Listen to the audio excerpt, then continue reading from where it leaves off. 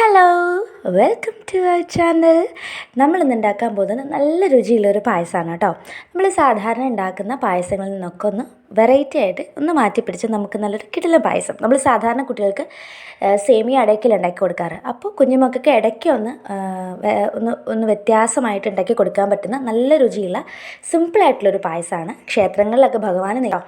പക്ഷേ ഭക്ഷണത്തിന് അങ്ങനെ ജാതി മതമൊന്നുമില്ല, ആർക്ക് വേണമെങ്കിലും എപ്പോൾ വേണമെങ്കിലും ഉണ്ടാക്കാം. ഓക്കെ, അപ്പോൾ നമ്മൾ ഇന്നിവിടെ ഉണക്കലരി പായസമാണ് വെക്കാൻ പോകുന്നത്. അതിന് വേണ്ടിയിട്ട് 1.25 ഗ്ലാസ് ഉണക്കലരി നല്ല വൃത്തിയായിട്ട് ഉരച്ച് കഴുകി നമ്മൾ എടുത്തിട്ടുണ്ട്. 1.25 ഗ്ലാസ്സാണ്. ഒരു 5-6 പേർക്ക് നന്നായിട്ട് കഴിക്കാനുള്ള പായസം ഉണ്ടത്. സാധാരണ വെള്ളം കുടിക്കുന്ന ഗ്ലാസ്സിനാണ് നമ്മൾ അളന്നെടുത്തിട്ടുള്ളത്. 1.25 ഗ്ലാസ്. അത് 5 ലിറ്ററിൻ്റെ കുക്കറിൽ 1.5 ലിറ്റർ വെള്ളം ഒഴിച്ച് നന്നായിട്ട് വേവിച്ചെടുക്കുക. അത് വേകുന്ന സമയം കൊണ്ട് നമുക്ക് നെയ്യിൽ കുറച്ച് കാഷ്നട്ടൊന്ന് വറുത്തെടുക്കാം. അരി നന്നായിട്ട് വേകണം.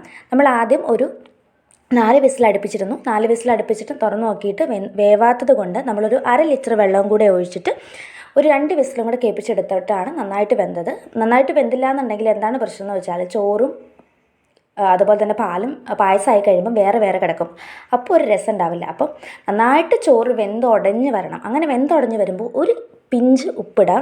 ഇതിൽ ഞാനത് കാണിച്ചിട്ടില്ല, അത് മറന്നു പോയതാണ് ആ സമയത്ത് വീഡിയോ എടുക്കാൻ. അപ്പോൾ നിങ്ങൾ ചോറ് വെന്ത് വാങ്ങുമ്പോൾ തന്നെ ഒരു പിഞ്ച്, ഒരു അല്പം ഇടാവുള്ളൂ ഉപ്പിട്ട് നന്നായിട്ടൊന്ന് മിക്സ് ചെയ്തെടുക്കാം. അതിനുശേഷം നമ്മൾ പഞ്ചസാര ചേർത്ത് കൊടുക്കണം. 8 ടേബിൾ സ്പൂൺ പഞ്ചസാരയാണ് ചേർത്തിട്ടുള്ളത്. പാകത്തിന് മധുരമാണുള്ളത്. നിങ്ങൾക്ക് ഇതിനകത്ത് നിന്ന് കൂടുതൽ വേണമെങ്കിൽ കുറച്ചും കൂടെ കൂടുതൽ ഇട്ട് കൊടുക്കാം. ഇനി ഇത്രയും വേണ്ടാന്നുണ്ടെങ്കിൽ കുറച്ചൊന്ന് കുറയ്ക്കാം. നമ്മൾ 8-8.25 ടേബിൾ സ്പൂൺ പഞ്ചസാരയാണ് ചേർത്തിട്ടുള്ളത്. ഇനി അതിനകത്തോട്ട് ചേർത്ത് കൊടുക്കേണ്ടത്, പഞ്ചസാര ചേർത്ത് നന്നായിട്ട് ഇളക്കിയതിന് ശേഷം 1.25 ലിറ്റർ പാലാണ് നമ്മൾ ചേർത്ത് കൊടുത്തിട്ടുള്ളത്. ആദ്യമേ 1 ലിറ്റർ പാല് ചേർത്ത് നോക്കുക. എന്നിട്ട് നന്നായിട്ടൊന്ന് ഇളക്കി അതിൻ്റെ പരുവം നോക്കുക. അതായത് നമ്മൾ ഇനി ഇതിനകത്ത് വേകാനൊന്നുമില്ല. അപ്പോൾ നന്നായിട്ടൊന്ന് തിളച്ച് എല്ലാം കൂടെ ഒന്ന് ചേർന്ന് വരേണ്ട സമയം മാത്രമേ നമ്മളിനി അടുപ്പത്ത് വെക്കേണ്ടതുള്ളൂ. ഒരുപാട് വെള്ളം പോലെ ആയി പോകണ്ട, എന്നാലും കട്ടിയാവാൻ പാടില്ല. അപ്പോൾ അതിന് നോക്കിയിട്ട് ഒഴിക്കുക. ആദ്യം 1 ലിറ്റർ പാൽ ഒഴിച്ചു. പിന്നെയും കുറച്ചും കൂടെ വേണമെന്ന് തോന്നിയത് കൊണ്ട് ഒരു 1/4 ലിറ്റർ പാലും കൂടെ നമ്മൾ ചേർത്തിട്ടുണ്ട്.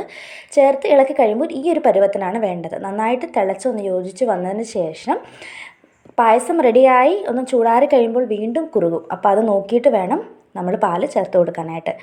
ഇതിന് ഒരു 5 മിനിറ്റ് ഒന്ന് വെച്ച് നന്നായിട്ട് തിളച്ച് കുറുകി ഒന്ന് വന്നപ്പോൾ നമ്മൾ നേരത്തെ വറുത്ത് വെച്ച് കാഷ്യൂനട്ട് വറുത്ത നെയ്യിൻ്റെ ബാക്കി നമ്മൾ ഇതിനകത്തോട്ട് ചേർത്ത് കൊടുത്തിട്ടുണ്ട്.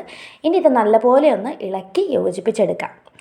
ഇനി ഇളക്കി യോജിപ്പിച്ചെടുത്താൽ നമ്മുടെ പായസം ഇവിടെ റെഡി ആയിട്ടുണ്ട്. നമുക്ക് സ്റ്റൗ ഓഫ് ചെയ്യാം. അങ്ങനെ സ്റ്റൗ ഓഫ് ചെയ്തിട്ട് നമ്മൾ ചേർത്ത് കൊടുക്കേണ്ട കുറച്ച് കാര്യം കൂടിയുണ്ട് കേട്ടോ. അതിൽ ഫസ്റ്റ് നമുക്ക് ഏലക്ക പൊടിച്ച് ചതച്ചൊന്ന് ചേർത്ത് കൊടുക്കാം. ഏലക്ക ചേർത്തിട്ട് നന്നായിട്ടൊന്ന് ഇളക്കി കൊടുക്കാം.